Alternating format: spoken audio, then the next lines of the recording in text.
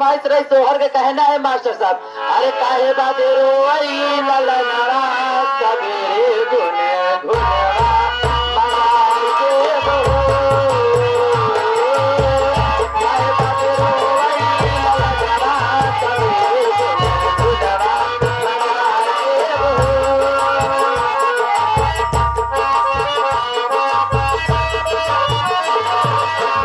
पापा से कही गई हाँ मम्मी से कही गई,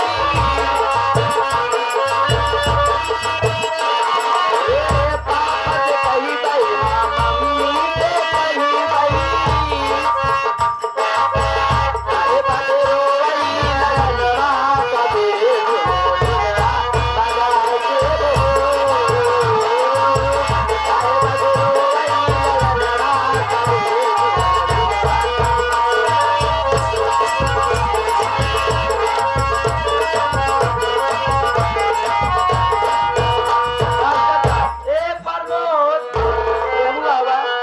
तुझसे पूछू एक सवाल मैं करके जा रही हूँ।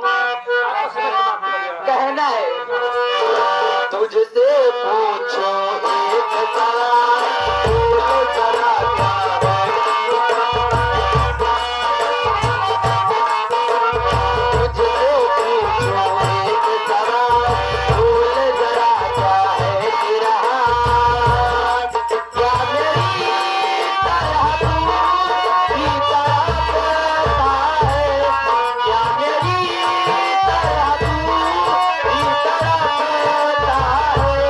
अब है नींद किसे, अब है चैन कहाँ, अब है नींद किसे, अब है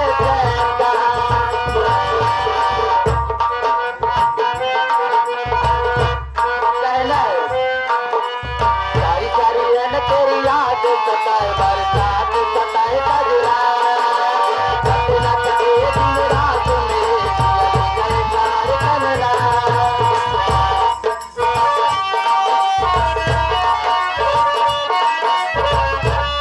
क्या मेरी तरह तू भी तड़पता है, अब है नींद किसे, अब है चैन कहाँ, अब है नींद किसे, अब है चैन कहाँ।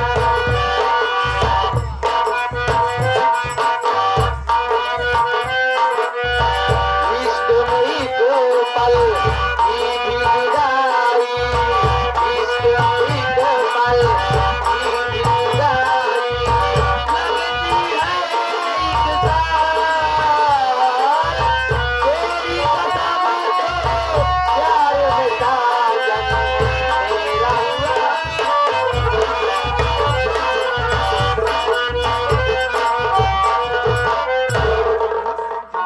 हाँ भाई वाली है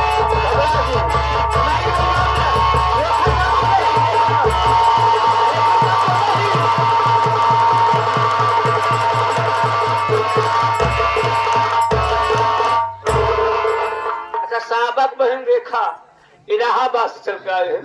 कहा नहीं का लिया साहब जहाँ का टेंशन जिल है, टेंशन जिल है दुल्लू का किसी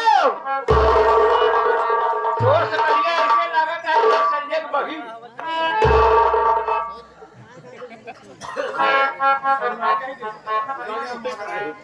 और बताओ क्या हुआ? हाँ ठीक है, बात नहीं बोली बताओ। ईमानदारी से हाँ दुर्गापुर के बगली हाँ सांगापुर में काहे तुम्हारे गेट बवाल हो जाते ना ए भी हाँ। और बताओ क्या हाल बात? काहे मिले बुलाया हो? हम नहीं बुलाया है हाँ हमारे साहबा काका बुलाए हैं, दादा लागन संजय काका बुलाए हैं, कि जितना भैया हले देखा है ये बुलाए हैं, खास तौर से मेरे राज स्टूडियो वाले बुलाए हैं। और हमने मुलायम को भय करा देखा बेचारू अपन लहाय द्वार बैठाए पड़ा है। खैर कोनो बात नहीं, आ जाना तो बढ़िया बढ़िया चीज दे गए। तो सबसे पहले ये जितने हमारे माताएं बहनें आई हुई हैं और बाबूजी भाई साहब अंकल जी, और सबसे खुशी की बात ये है कि हमारे जितने यूट्यूब पर रिकॉर्डिंग वाले आए हैं, कम से कम 11-12 चैनल रिकॉर्ड हो रहा है, चैनल लगा हुआ है। कहना चाहती हूँ किस दिल में इतनी दर्द है कि आप लोग से कैसे बयां करूं।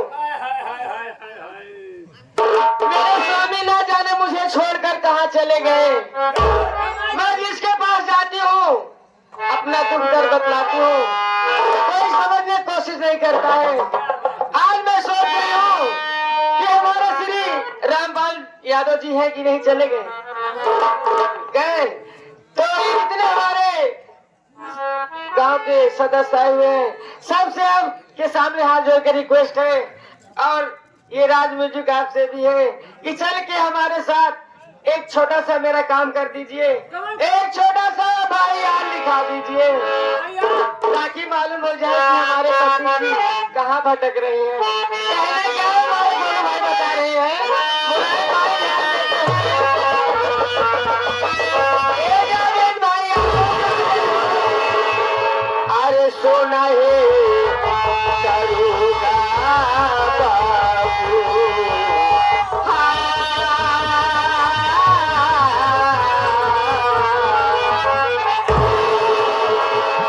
संजय भैया तो सब भुलाए गए हो, आगे आप एक रहेंगे हो। सोना है करूँगा बाबू हमारे तो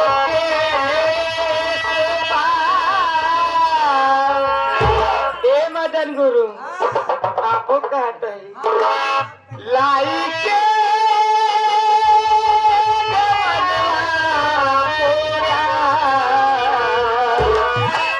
पिया पर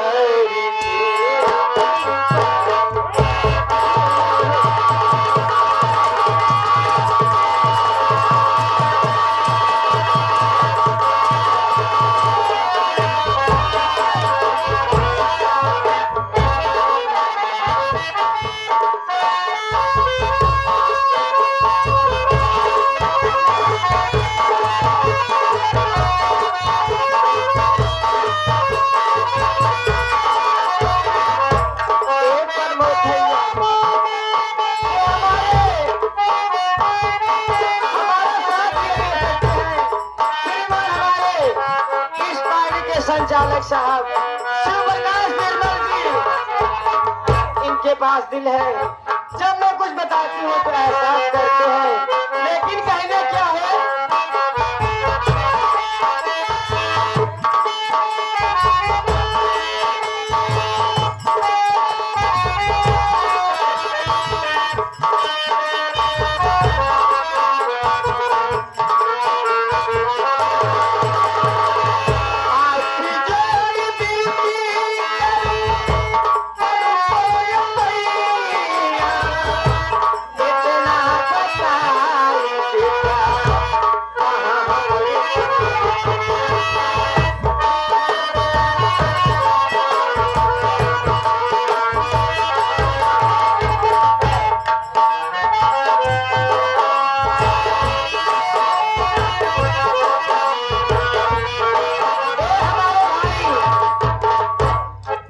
भाई जो कि मलावा से चल कर आए हुए हैं, सासों मलावा से, ये हमारे दुख को समझते हुए